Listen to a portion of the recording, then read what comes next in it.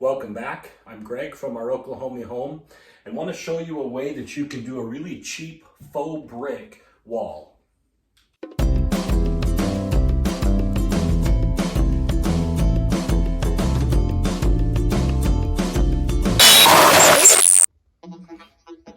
Doing a faux brick wall can be pretty cost prohibitive. They tend to be very, very expensive to buy the faux bricks. So when we decided to redo these walls, we wanted the brick look, we wanted kind of an old beat up texture, but we didn't want the price. So we actually went to Floor & Decor and bought slate tile and just cut them down to the size that we wanted. It gave us the old beat up look that we wanted. It gave us all sorts of different colors and textures and really put it well within our budget. It ended up coming out to just over $1 a foot.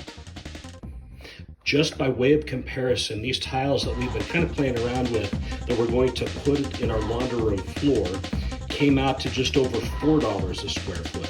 So it's quite a bit more expensive, but cutting down the tile wasn't going to work very well for our laundry room, so we were stuck with a higher price tag.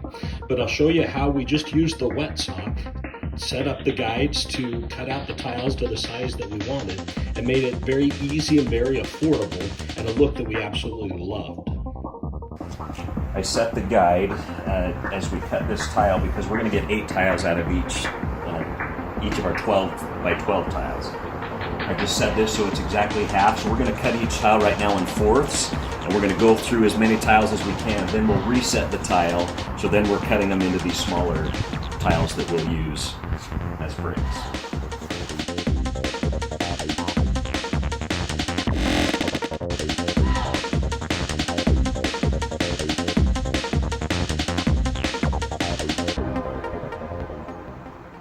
Now that we have these cut in 6 by 6 pieces, I've reset the guide, so to cut these in half, that'll give us our 3 by 6 tiles that we'll use on the wall.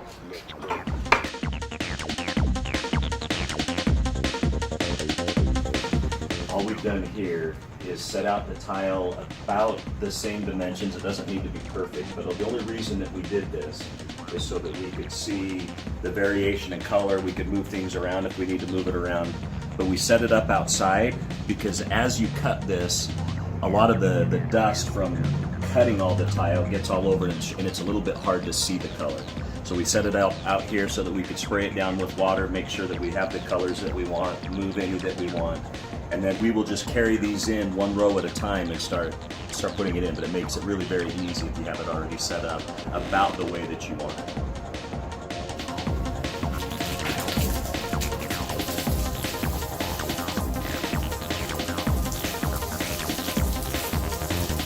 See the color changes a little bit when it's wet,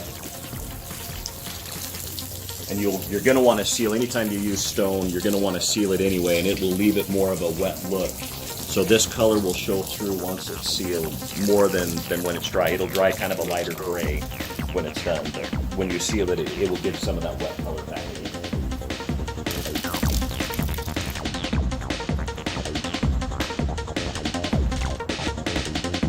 The tile for walls, normally we'll use the type 1 mastic. When you're using smaller tiles, I don't know if you can see the notches on this trowel, but you really don't need much of a notch, and usually these triangular notch trowels work pretty good because you don't want the thin set, or in this case the mastic, coming up through the edges of the tile. Because we're using slate and because the texture is so different, we've chosen to use a 1/4 inch by 1/4 inch notch trowel, just so more of the mastic gets into the back and fills in some of those higher areas. You are going to use more mastic that way, and you probably could get away with using this. We just wanted to make sure that it was pretty secure. Okay, so we're just going to butter the backs of this tile. You'll notice the deep grooves that are there, which is why we wanted to use the 1/4 inch by 1/4 inch tile. You just want to get enough that you're filling in some of those grooves, and then just run your notches through. Clean off the edges of the tile so those aren't coming up through the grout lines. And then we're just going to place them in and make sure that they're secure. So we're down to the very top row, which we're going to need to make a cut. But we wanted to show you the spacers because we're using stone and because it doesn't always cut perfect. You'll notice that sometimes we've got the spacers up this way. Sometimes it was easier, we needed just a little bit less than the 1/2 inch, and so we could run 2 spacers. And that was just to make sure that we kept everything level. And so periodically I would just throw this on top of a row just to kind of see how we were doing. And you can make up the difference with grout lines as you go. We measured here, and we're going to need about a 3/4 inch cut all along this side. And so I'll take you out to the saw and show you how to set the guide. Then you can just make a whole bunch of cuts. We'll count how many tiles we need, and we'll just take 3/4 inch pieces and then throw in that last row, and then we'll be done. We did find that it was easier after we got through the first couple of rows that we actually did 2 rows at a time as we went across, just because it was easier than sliding across the floor for each row. But whatever's easiest for you, there's no right or wrong way to do that. But I'll go and show you how to make these cuts, and then we'll throw that last row in, and then we'll move to the top. I'm just going to set the guide so that each of my tiles are 3/4 inch. The easiest way to do that is just to run this so that we're set about 3/4 inch. Tighten this down, and then recheck it because it will slide while you do that. And right there, we're at 3/4 inch. So then we can start cutting our tile.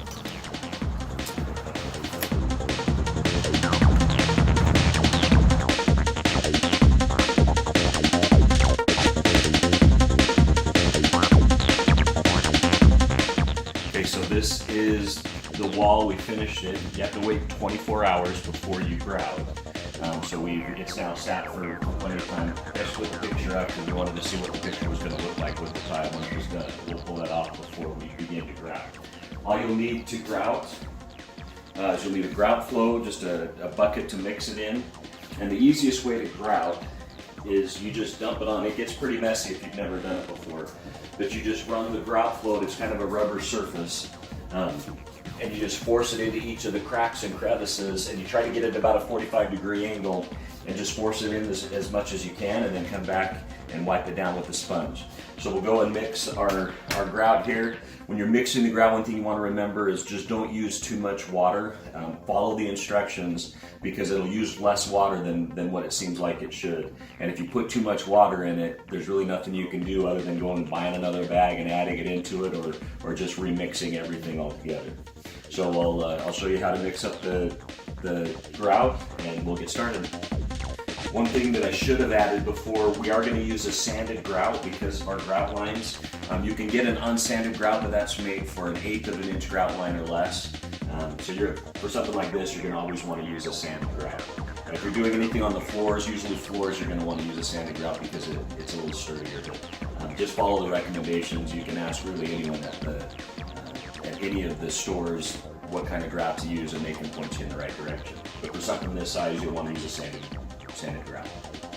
I don't know if you can see how much water is in there, but you want to start off with very, very little water, and then have a bucket of water that you can add. But then we're just going to go back and forth. We'll add some cement, mix it up a little bit, add a little more water until we get the right consistency. But you want to start off with very, very little water.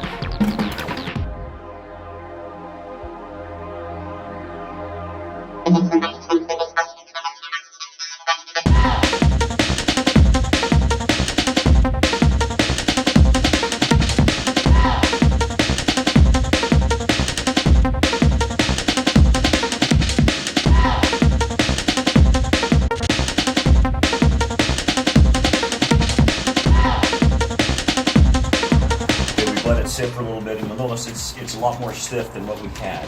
But if you just give it another mix,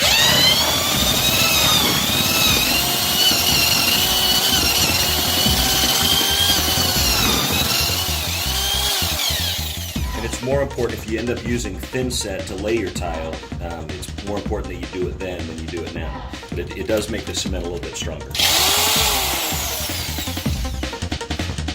As you do this, it's going to be really messy, but all you do is just start on a corner and just start forcing it into those grout lines.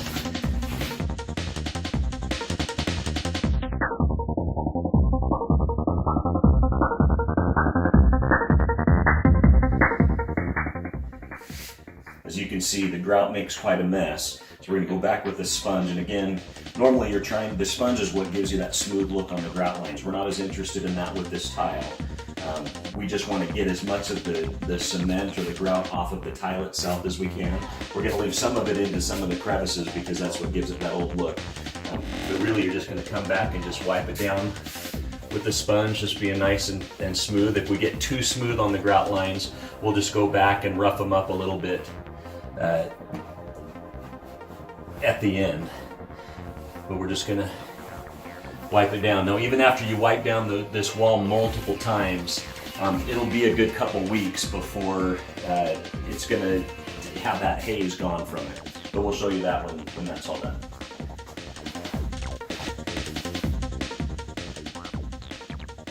Okay, you can see as we're sponging it, it gives it really a gray look to it. And if you look up above, that's the tile that we haven't yet grouted. This is totally normal, and it'll take, in fact, if we were to wipe down some of this tile, you get the color back into it, but you let that tile dry and it's going to go back to a gray color, and it'll feel like a billion times you need to wipe it down.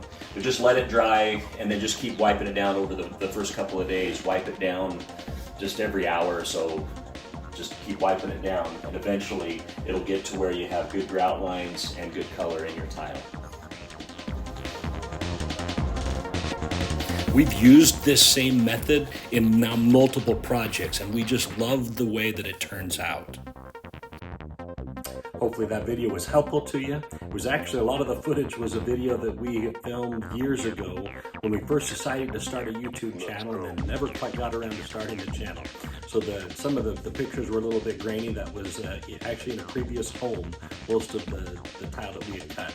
But if it was helpful to you, that's great. If there are any questions that you have, leave them in the comments. As always, we're just grateful that you're here, and please subscribe.